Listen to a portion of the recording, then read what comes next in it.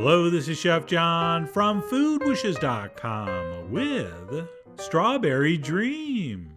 That's right, this intro would be a lot more interesting if the idea for this recipe actually came to me in a dream. But it didn't. I was wide awake, and I was trying to think of a better name for what this actually is, which is a strawberry posset, since very few people who aren't 70-year-old British people know what that is. So that's what we're going to call it, and I think after trying it, you will agree it is totally appropriate. And to get started, the first thing we're going to want to do is to prep 1 pound of the freshest, sweetest strawberries we can find. And after rinsing those, we'll go ahead and remove the tops, also known as the hull. And there's 2 ways to do this. We can stick the tip of a knife in at about a 45-degree angle at the top, and then sort of turn the berry and go around like this, which is probably the best way, since you don't lose much of the berry and you get a good amount of the core. But that takes a little longer than this slightly lazier method, which is simply to cut straight across the top, which is faster, but you lose more strawberry and don't get as much of the white. But either way will work, so you decide. Oh, and there is actually a third way, using the small little scooping tool called a huller. That's right, I said huller. And that's it. Once those have been hulled, and any green tips on the end have been removed, we'll go ahead and have those, and then prep them 2 different ways. All right, first we will dice them by cutting the half lengthwise like this, and then turning it and cutting it across. All right, so nothing too complicated. But let me show you on this second half how to actually do it. Since whenever we're slicing and dicing something, we always want to work from the biggest end to the smallest end, which I did incorrectly on the first one. And that usually is a little bit easier. So we will do that to about 3 or 4 strawberries, or until we have about 2/3 of a cup diced, at which point we're going to wrap that and save it until later. All right, we are going to toss that with sugar, but we don't want to do it too early. So let's just pop that in the fridge for now. And then for the rest of the berries, all we're going to do is quarter those and add them to a measuring cup. And no, if these were perfectly ripe and sweet, I would not need to be trimming those little green tips off the end. So maybe it's a little early in the season, but the good news is this dessert is going to work beautifully, even if your strawberries are not perfectly ripe. And then what we'll do once those have been cut is add 1 heaping spoon of white sugar over the top, and we'll sort of mix that in a little bit. And if you can, try not to knock out too much sugar. And then what we'll do is just let this sit and macerate, as we call it in the business, for about 1 hour. And about every 10 to 15 minutes during that time, we will go ahead and give it a stir. And as you might know, when you macerate fruit with sugar, it starts to pull out all those beautiful juices, and it really does intensify and improve the flavor of the fruit.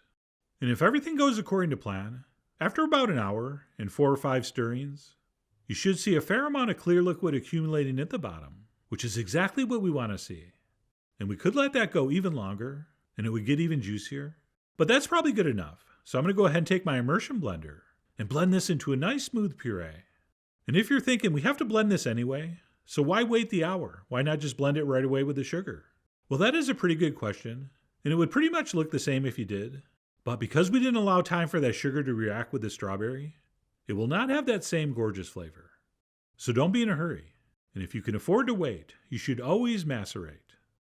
And that's it. Once our strawberries are pureed, we can, if we want, do one optional step, which would be passing it through this fine mesh strainer, which of course is going to capture all those little seeds and fibrous bits. And it's just going to make the final product a lot smoother and more luxurious. So I always try to do that, but you decide. I mean, you are, after all, the Hakeem of your strawberry dream. But personally, I don't want a bunch of small seeds harshening up my experience. And that's it. Once we're set with that, we can go ahead and wrap it up. And we will pop that in the fridge until we're ready to use it. And we can move on to prepping the cream for our dream, which we will start by freshly squeezing a 1/4 cup of lemon juice. And for a lot of these recipes, we would grate the zest first, and then also add that to the mixture. But here I'm not, because I don't want it to taste too lemony, and most of the flavor of a lemon is in the zest. And that would be fine for a lot of things, but here I want as much strawberry flavor as possible, and I don't want it to compete with the lemon. So for this, we're mostly just after the acidity. And that's it. Once that's set, we can head to the stove, where we will add a little touch of sugar to the saucepan, along with a couple cups of heavy cream. And we will set our heat to medium-high. And we will give that a stir with our whisk while we wait for this to come up to the boil. And we don't need to stir this constantly, but under no circumstances should you walk away and leave this unattended. And let me show you why.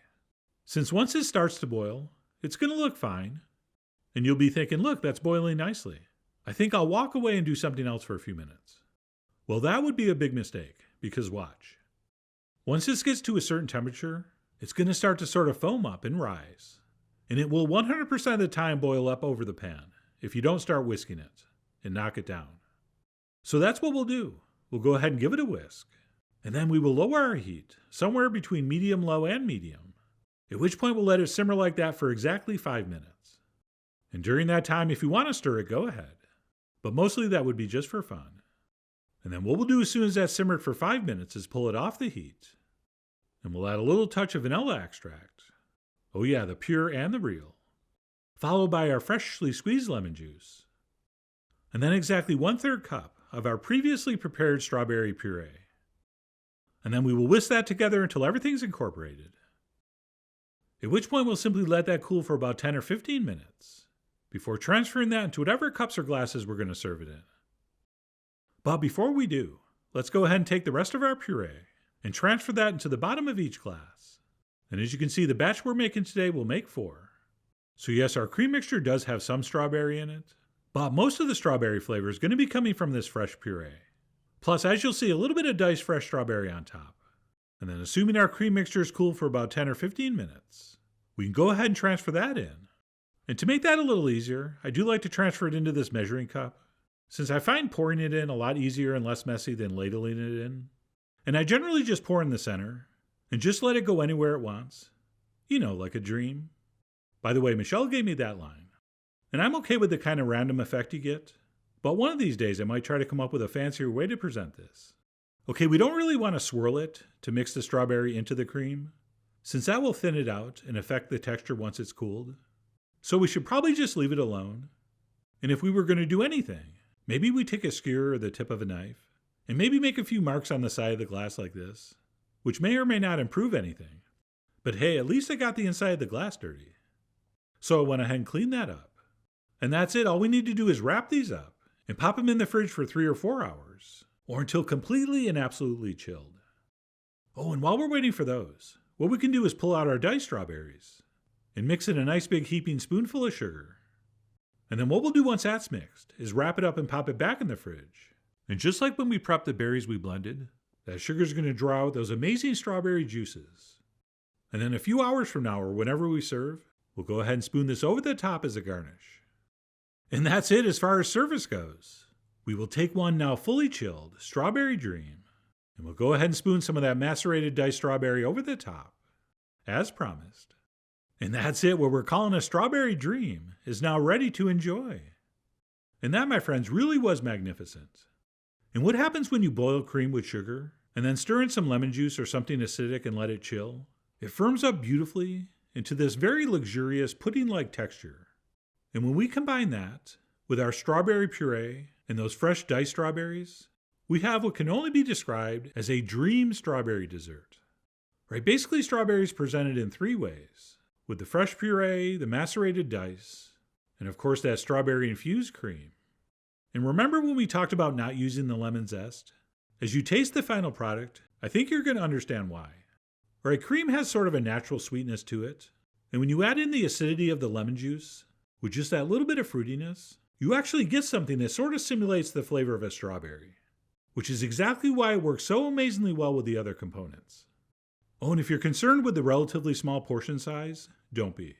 Okay, this is plenty rich enough, and a little bit goes a long way. But anyway, that's it, what we're calling Strawberry Dream. So we don't have to call it Strawberry Posset, and then explain to people what posset is. And even though the strawberries I used were far from perfectly ripe, this came out incredibly well. But if you do happen to use strawberries at the peak of their ripeness, you will be even more blown away. Which is why no matter what strawberries you end up using, I really do hope you give this a try soon. So please follow the links below for the ingredient amounts, a printable written recipe, and much more info as usual. And as always, enjoy.